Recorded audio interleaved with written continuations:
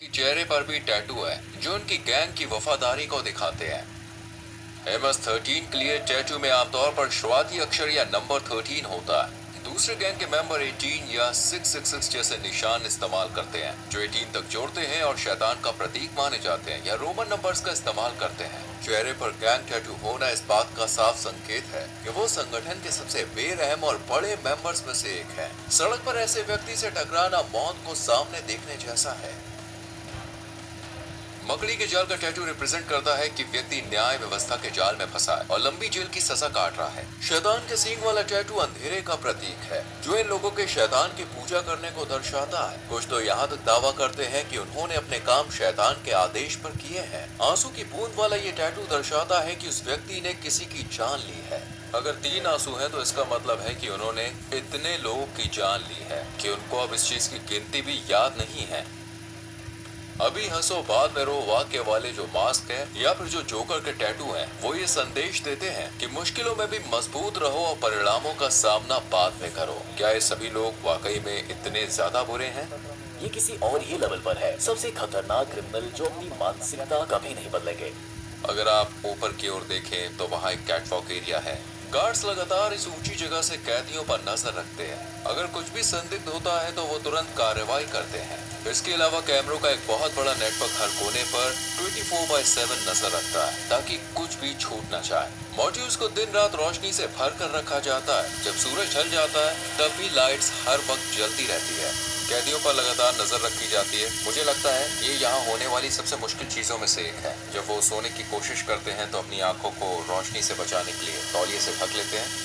यहाँ पर एक पादरी बाइबल से कैदियों को देखे कुछ महत्वपूर्ण पाठ पढ़ा रहे हैं। वहीं दूसरी तरफ कुछ कैदी फिजिकल एक्सरसाइज कर रहे हैं। एक ट्रेनर भी मौजूद है। ये इकलौता समय है जब ये कैदी अपनी सेल से बाहर आते हैं।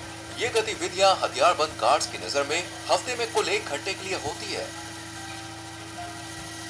इस तरह की एक्टिविटी प्रति सप्ताह टोटल 1 घंटे के लिए होती है। बाकी पूरा समय ये अपनी सेल में बंद रहते हैं। ये एक रूटीन शेड्यूल है। जगह की कमी के कारण सभी कैदी एक ही दिन बाहर नहीं आ सके। यदि कैदी सेल के बाहर होते हैं तो ऐसे में क्या कभी कोई बड़ा हंगामा हुआ है? अब तक कुछ नहीं हुआ। जब भी हमारा कैमरा किसी सेल पर फोकस करता है तो अक्सर हम किसी कैदी को चुपचाप कुछ शब्द बोलते हुए देखते हैं। जेल की सलाखों के पीछे भी गैंग के मेंबर बाहर ऑर्डर्स भेजने की कोशिश करते हैं। एक कैदी ऐसा ही कर रहा था। उसका मैसेज ब्लॉक करने के लिए सेंसर कर दिया। ये गैंग सभी भी काफी ताकत रखते हैं। अफवाह है कि ये मासूम लोगों को निशाना बनाकर बदला लेने का प्लान बना रहे हैं। इसके जवाब में अधिकारियों ने चेतावनी दी है कि वे कैदियों पर और सख्त कदम उठाएंगे।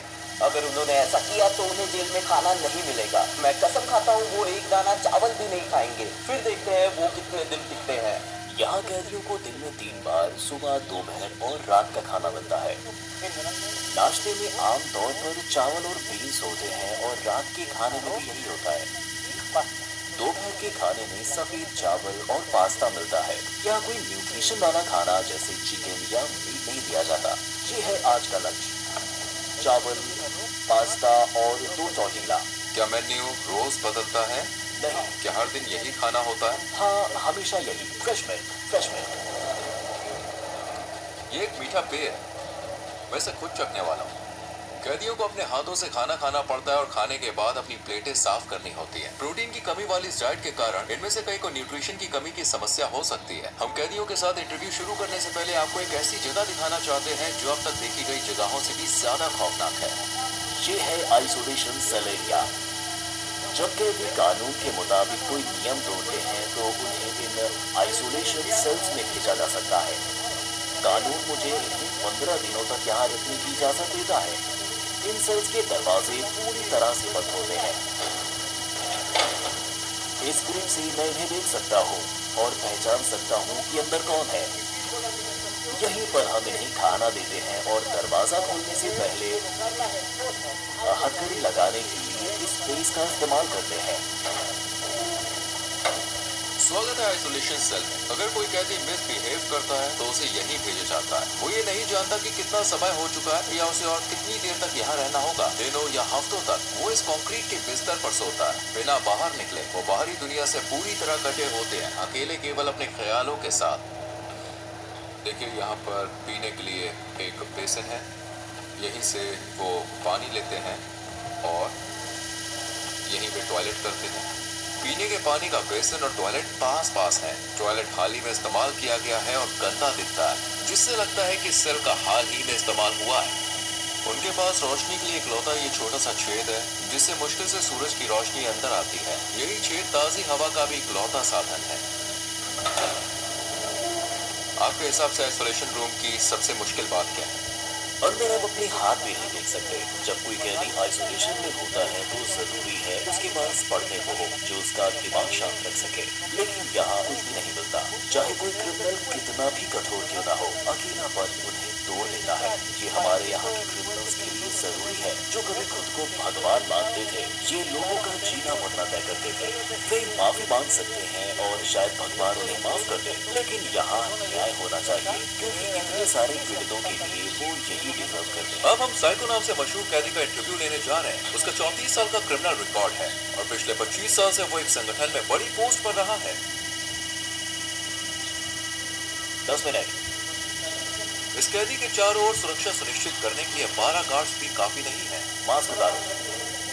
तुम्हारा नाम क्या है?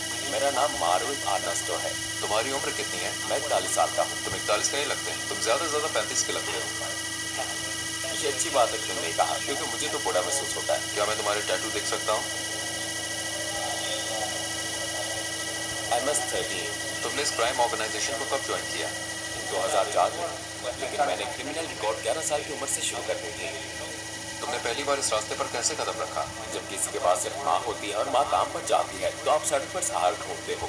आप किसी को ढूंढते हो जो आपकी मदद कर सके। मैंने सोचा और मेरी माँ गरीब है, मुझे जूते चाहिए, मुझे कपड़े चाहिए, और मैंने चोरी करना शुरू कर दिया। फिर मुझे एक पिता की तरह कोई चाहिए था क्योंकि मैं अपने पिता के साथ बड़ा नहीं हुआ, और मैंने गैंग ग्रुप ढूंढ लिया। मैंने हत्या की और एल सल्वाडोर आ गया अपनी जिंदगी बदलने की कोशिश करते हुए। लेकिन यहाँ और गैंग्स थी और मैंने वही करना शुरू कर दिया और मैं फिर पकड़ा गया। मैं हमेशा ऐसा इंसान रहा हूँ जो अपने मन में ठान ली चीजों को पूरा करना चाहता था, और मैंने वो सब कुछ किया जो मुझे करना था। लेकिन देखो, मैं यहाँ हूँ। शैतान अपने लोगों को ऐसे ही इनाम देता है। क्या ये सच है कि इस क्राइम ऑर्गेनाइजेशन में शामिल होने के लिए किसी की जान लेनी पड़ती है? हाँ, पहला शिकार शायद तुम्हारे किसी रिश्तेदार का ही होता है। मुझे सच में याद नहीं है कि कितने लोगों की जान ली थी, लेकिन हाँ, क्योंकि तुम्हें अपनी गैंग के लिए इलाका हासिल करना होता है। मैंने अपनी माँ, अपने पिता, अपने बेटे, सब कुछ यहाँ गैंग्स की वजह से खो दिया। मेरा मतलब है मैं यूएसए में अपने परिवार के साथ एक बेहतर जिंदगी जी सकता था, लेकिन तुम जानते हो हमने गलत फैसले लिए। यही इसका नतीजा है। इसलिए मैं युवाओं से कहता हूँ, अरे स्कूल जाओ, अपने माँ और पिता की बात सुनो। वो जिंदगी मत जियो जो हम जी रहे हैं। इससे बाहर निकलने का कोई रास्ता नहीं है। तुमने कितने लोग की जान ली? 5 या 10? कितने? नहीं, अगर तुम जेल में मेरे बाद के समय की बात करो तो शायद 50 से ज्यादा। कभी कभी ऐसा करना पड़ता है। वक्त के साथ तुम इतने निर्दयी और पत्थर दिल कैसे बन गए? मैं सच में सवाल का जवाब नहीं दे सकता। सिकोट में रहते हुए अपने परिवार को कभी ना देख पाने के बारे में तुम्हें कैसा लगता है? मुझे बहुत बुरा लगता है क्योंकि मैंने अपने बेटे को आखिरी बार तब देखा था जब वो 5 साल का था, और अब वो 21 साल का है। मैं उसे देखना चाहता हूँ, मैं उसे कहना चाहता हूँ, सुनो, वो गलतियाँ मत करना जो तुम्हारे पिता ने की। एक बेहतर जिंदगी की तलाश करो। जिन लोगों को तुम्हारे कारण नुकसान हुआ वो भी अपने प्रियजनों को कभी नहीं देख पाएंगे, और तुम भी अपने परिवार को नहीं देख सकोगे। किसी को याद करने की भावनाओं से कैसे निपटते हो? मुझे बुरा लगता है कभी कभी, जैसे मैंने बताया, मैं अपने बिस्तर पर लेटता हूँ और बहुत सी चीजों के बारे में सोचता हूँ। कभी कभी मैं रोता हूँ और कहता हूँ, तुम्हारे जिंदा रहने की प्रेरणा क्या है?